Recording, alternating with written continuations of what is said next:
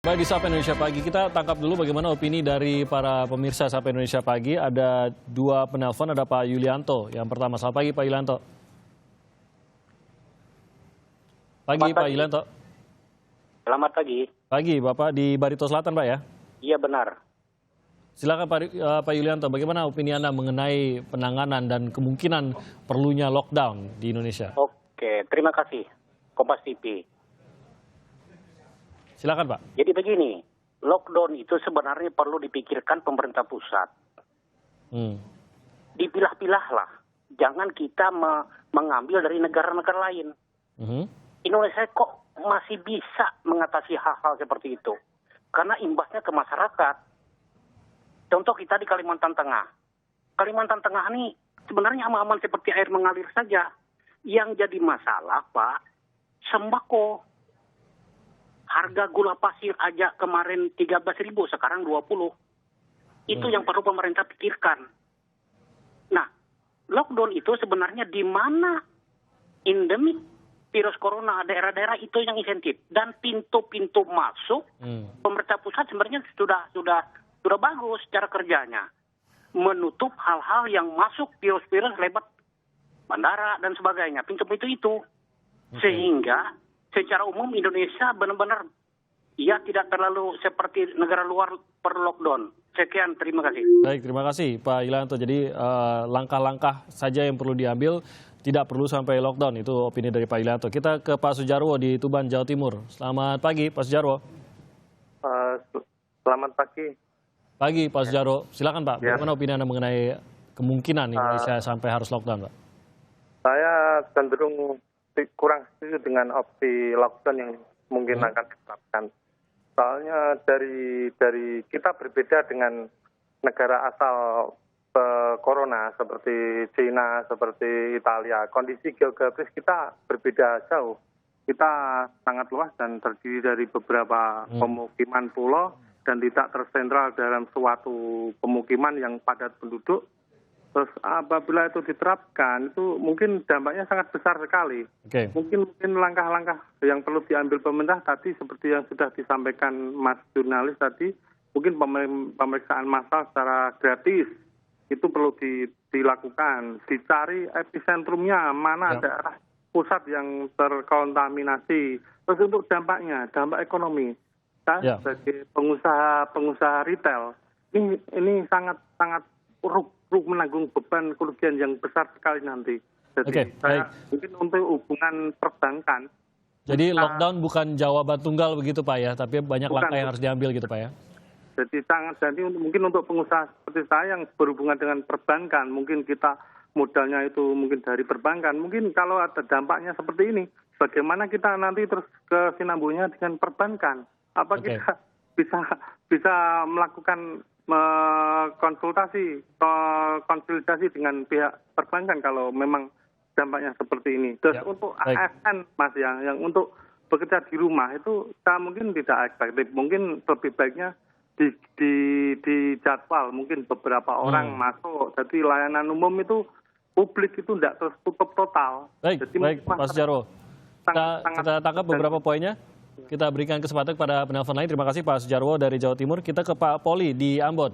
Selamat pagi Pak Poli. Iya, selamat pagi Mas Timothy. Pagi Pak Poli. Sumber yang saya hormati, selamat pagi. Assalamualaikum warahmatullahi wabarakatuh. Waalaikumsalam. Salam sejahtera Bapak-Bapak. Jadi begini, kalau 8 provinsi itu sudah terindikasi adanya virus corona dengan kurang lebih 117, itu berarti adakan peningkatan Bapak-Bapak. Nah, kalau memang pagi ini kita berbicara semua tidak menyetujui lockdown, saya juga prinsip tidak menyetujui lockdown. Tapi ini kebijakan yang diambil oleh negara-negara itu, prevalensinya kan semakin meningkat, Bapak-Bapak. Nah, apakah keputusan pemerintah untuk tidak merestriksi tahun itu, kita menaik cara apa? Dengan 2 minggu. Tetapi kalau prevalensinya meningkat, apakah keputusan ini tidak dianulir kembali? Itu salah. Ini kan meningkat terus. Kita semua di pagi ini dialog sudah menerima lockdown itu. Karena dampak ekonomi, banyak orang tidak mendapat kehidupan. Tetapi kalau dia meningkat terus, itu kan keputusan pemerintah juga akan berubah. Dengan demikian, kita akan lolos pada saat itu. Filipina negara miskin, Bapak, tetapi dia menetapkan lockdown. Itu berarti dia punya ekonominya sudah siap, Pak. Nah, Oke, baik. ini kalau kita berdialog, tidak menerima lockdown, kita kira uang masih kita terima. Dengan catatan, Bapak-Bapak, daripada tidak meninggal tidak ada korban lagi. Kalau ada Baik. korban lagi, saya kira keputusan pemerintah satu saat akan berubah, Bapak-Bapak. Baik, terima kasih Pak Poli. Terima kasih Pak Poli di Ambon. Ini tampaknya memang masyarakat tidak akan dengan mudah untuk menyetujui kalau memang lockdown ini sampai terjadi. Tapi pertanyaan besarnya dari masyarakat seperti tadi dikatakan sampai sembako, apakah kesiapan ekonomi, siapkah kita kalau sampai harus lockdown, Pak Bobi? Jadi memang kalau kita tadi lihat aspirasi dari publik, lockdown itu adalah opsi terakhir. Karena itu ada penangguhan hak sipil, ada keadaan yang memaksa oleh aparat. Nah, jadi solusinya kalau tidak ambil opsi lockdown seperti di beberapa negara, Singapura lah yang paling dekat, itu adalah meningkatkan sense of crisis-nya. Meningkatkan sense of crisis di masyarakat, baik itu dengan sosialisasi dan juga kemampuan deteksi dini dari pemerintah, dan juga paling utama adalah memastikan infrastruktur kesehatan itu mampu melayani masyarakat. Tadi kan sudah disampaikan bahwa beberapa infrastruktur isolasi itu masih sangat-sangat kurang. Kita perlu meningkatkan, misalkan pemerintah langsung menghitung, kalau ada 20.000 kasus, ini isolasinya di mana? Kalau 15.000 ini ada di mana? Jadi exercise untuk meningkatkan sense of crisis itulah jawabannya kalau tidak pakai lockdown. Tidak lantas, jadi pilihannya bukan lockdown atau normal, enggak. Ada di tengah-tengah itu, yaitu tidak sampai lockdown, tapi tetap aja penanganan luar biasa sudah disiapkan oleh pemerintah. Ya, meningkatkan tanpa sense of lockdown. crisis, yaitu dengan sosialisasi masyarakat. Karena kan tidak ada sanksi. Kalau lockdown itu tanpa sosialisasi, orang lihat di sana, oh ada aparat, nggak boleh masuk sana, udah balik. Tapi kalau ini kan tidak ada daya koersif itu. Jadi pertama sosialisasi paling utama. Kedua, yaitu memastikan bahwa infrastruktur ini siap semua dari sisi deteksi sampai upaya pemulihan, isolasi, dan nanti jangan sampai imbasnya seperti misalkan di dunia usaha. Kalau misalkan ada yang meninggal karyawannya, terus asuransinya karena dengan ini dianggap ada corona, asuransinya tidak cair, atau hal-hal tersebut. Nah, inilah yang infrastruktur tersebut bisa berupa fisik, bisa juga berupa regulasi-regulasi yang melindungi para pelaku bisnis. Oke, kasarnya gini Mas Arief, kita jangan bersiap untuk penambahan pasien seperti yang kita lihat dalam beberapa hari terakhir ini. 20 orang bertambah, belasan orang bertambah. Kita harus siap kalau memang kita alami seperti yang dialami oleh Italia, di mana satu hari bisa ribuan penambahannya. Apakah itu yang seharusnya dipersiapkan saat ini? Ya, kalau menurut saya apa yang terjadi di Indonesia saat ini masih jauh dari skenario terburuk yang bisa terjadi sebenarnya. Dan untuk menghitung resiko, saya pikir kita harus memperhitungkan punya kontingensi sebenarnya. Kontingensi plan bagaimana menghadapi resiko-resiko ini. Resiko yang terburuk itu harus diperhitungkan. Walaupun semoga kenyataannya tidak lebih buruk dari itu misalnya. Tetapi yang terjadi sekarang sebenarnya kalau kita melihat data eksponensial penambahan jumlah kasus dan angka kematian di Indonesia, itu sudah mirip dengan yang terjadi grafiknya di Italia dan di Iran pada periode-periode awal sebenarnya. Nah, ini harus diputus nih. Bagaimana agar penambahan kasus ini tidak eksponensial, sehingga kita mencapai pada periode yang dialami Italia saat ini. Perlu dicatat untuk meluruskan tadi penelpon, Italia bukan sumber awal wabah. Italia seperti Indonesia.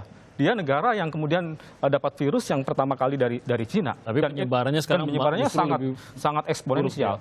Mungkin perlu saya ingatkan sedikit ya mengenai kasus ketika Cina melakukan lockdown kota Wuhan sekitar tanggal 7 Maret yang lalu misalnya, 7 Januari, 27 Januari saat itu angka penambahan kasus di Cina itu hanya sekitar di Wuhan itu sekitar 500 kasus per hari gitu ya. Tetapi angka realnya berdasarkan penelitian di jurnal JAMA itu bahwa angka realnya itu ternyata 5 kali lipat. 2.500 kasus yang tidak terdeteksi gitu. Per hari itu ya. Yang terdeteksi sekitar 500, yang tidak terdeteksi itu 2.500-an. Nah, bayangkan dengan itu Cina yang melakukan deteksi yang begitu masif gitu. ada kasus-kasus yang tidak terdeteksi sedemikian banyak. Bandingkan dengan di Indonesia, yang proses deteksi kita sangat-sangat sedikit sebenarnya. Kalau kita bandingkan... Kita udah tahu itu semua. Jadi saya... mungkin sedikit lagi Pak. Saya mau menambahin untuk orang biar memiliki pemahaman bahwa resiko ini resiko yang harus kita perhitungkan dengan baik dan kita berkejaran dengan waktu. Ketika kita menghadapi ini, apa yang harus kita siapin gitu. Jangan sampai misalnya, saya paham bahwa lockdown adalah pilihan yang sangat sulit. Karena konsekuensinya sangat berat bagi sosial ekonomi kita. Saat ini aja udah seperti itu. Tetapi bayangkan apa yang akan terjadi kalau kita terpaksa lockdown karena lumpuh, memang nggak bisa lagi gitu. Jadi bukan lagi lockdown, tapi lumpuh. Kita lumpuh. Jangan sampai itu. Dan itu bisa terjadi. Dalam kasus di Italia, kita udah tahu lah. Sekarang ini kan fakta ya. Mari kita lihat fakta aja. Ini saya dari kemarin search ini. Berapa sih kapasitas kamar kita untuk isolasi? Nanti mohon dicek ya. Sulanti ini kalau menurut berita hanya 11. Memang 11. 11 itu pun 2 di cadangan. Jadi pakai 9. RSUP itu katanya 24. Pertanyaannya apa yang disampaikan oleh Mas Arief tadi, semuanya kekhawatiran kita itu ini kan mesti diproses gitu kan. Kita nggak punya. Makanya tadi saya di awal saya bilang, ini kalau kita mau serius harus segera bikin Corona Center. Kita tempatnya ada di Wisma Atlet Kemayoran. 7.426 unit kamar ya. Maksud kami di sini adalah kita nggak bisa bicara ini secara kalau orang ini sakit kapasitasnya nggak ada gitu loh Mas. Jadi mari kita diskusinya fokus. Udahlah kita tahu lah pilihan-pilihan itu. Tapi sekarang mau lockdown nggak lockdown, orang ini kan harus diobati. Nggak ada kapasitasnya gitu loh. Jadi maksud saya daripada kita ngomong segala macam di luar negeri, sekarang kita fokus. Ini sekarang situasi udah genting. Oke, kita tahu genting. Sekarang orang yang sakit harus ditreatment. Orang yang mau dideteksi harus diperbesar test pack-nya, kapasitas lab-nya dan sebagainya. Itu fokusnya menurut saya. Daripada kita ngomong tapi nggak ada action gitu loh. Ini sampai hari ini saya lihat nggak ada action. Pokoknya kalau nggak lockdown harus ada penambahan kapasitas. Jangan sampai lockdown. Kalaupun lockdown pun Mas, itu kalau ini nggak dibenahin kan juga gimana? Kan itu harus bertambah. Itu tadi yang dikatakan Mas Arief, jangan sampai lockdownnya itu bukan karena kita memutuskan lockdown, tapi karena lumpuh tidak lagi bisa menahan. Malah 2 kali kena ekonominya lumpuh. Nambahin sedikit tadi bahwa sense of crisis tadi adalah kuncinya sebenarnya. Dan saya setuju bahwa sense of crisis ini harus masyarakat harus paham nih resikonya. Jangan sampai misalnya ketika ada lockdown atau bahkan imbauan dari presiden kemarin misalnya untuk mengurangi aktivitas, orang masih keluar misalnya. Itu penting, itu satu. Tapi yang paling penting sebenarnya sense of crisis di kalangan pemerintah sendiri ini yang harus dibangun. Yang paling penting saya bukan karena dengan sense of crisis ini, dengan sense of crisis ini, keputusan itu bisa dibuat secara lebih progresif. Misalnya tadi, kalau pemerintah memiliki sense of crisis seperti yang disampaikan oleh Pak Kamdhani tadi, keputusan untuk misalnya membuat rumah sakit darurat, Corona Center misalnya, itu akan dibuat gitu. Nah sekarang kalau pemerintahnya sendiri tidak memiliki sense of crisis terhadap itu, jadi akan lebih sulit. Maka sense of crisis menurut saya udah jelas ya, dengan rumah sakit rujukan cuma 11 ruang isolasi. Berarti belum ada. RSUP cuma 24. Kalau terjadi apa-apa terus bagaimana? Makanya nggak heran orang ditolakin semua, karena nggak ada fasilitasnya gitu loh. Jadi maksud saya sense of crisis itu sekarang harus pada action. Actionnya apa? Ya itu harus dibuat Corona Center-nya, harus diperbesar lab-nya. Dari DPR juga sempat ada rencana panja begitu untuk COVID-19 ini. Ini tampaknya memang suara-suara sudah mulai muncul bagaimana Indonesia harus bersiap kalau memang angka kita nambahnya bukan belasan lagi, bukan puluhan lagi bahkan. Kalau sekarang udah 130 tapi sampai ratusan per hari. Karena kalau di kita Panglima sudah menyatakan seluruh rumah sakit tentara itu bisa dipakai untuk soal corona ini. Ada sekitar 100. Nah itulah Panja memastikan ini ada siap tempat tidurnya aja, apa memang sudah bisa isolasi itu. Ini kan rumah sakit umum. Cukupkah itu? Ini rumah sakit umum loh Mas. Jadi artinya ada, kan ini khusus ada yang mereka harus diisolasi Mas. Kalau umum ya benar 135 rumah sakit betul, tapi berapa kamar yang disediakan isolasinya? Itu kan harus clear gitu loh. Kita juga harus lebih terbuka lagi. Iya, ini kalau kita bicara saya juga heran juga kalau bicara sense of crisis, bukan ini dari awal harusnya dihitung berapa kapasitas yang benar, bukan unit rumah sakitnya, unit kamarnya berapa, kemampuan isolasi dan pemulihan. Sebenarnya karena dari awal kita cenderung denial terhadap krisis ini sebenarnya. 2 bulan itu kita tidak melakukan PR kita. Dan ketika sekarang kita terjadi saat ini, coba bayangin, Italia itu per hari itu 3.233 kasus baru gitu.